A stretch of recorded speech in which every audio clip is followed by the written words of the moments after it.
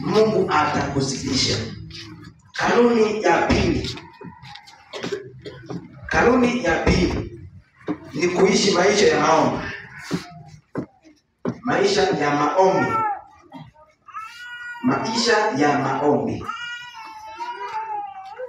Haleluya. Amina. Nimeandika hivi, maana ya maombi tunaijua, lakini kuna maana nyingine ambayo nimeandika. Prayer is man giving God his license to interfere in planet affairs.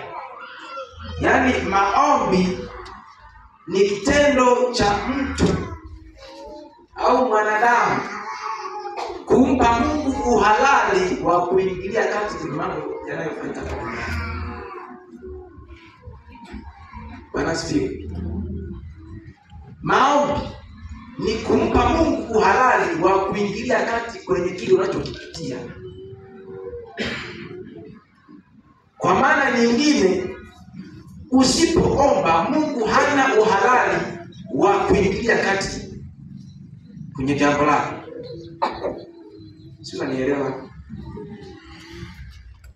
Wanafikiri wakati wanafunzi wako kwenye boti, Yesu amelala, wanahangaika, wasingepiga kelele kumwamsha, si ongezana maana Yesu wako naye hapo.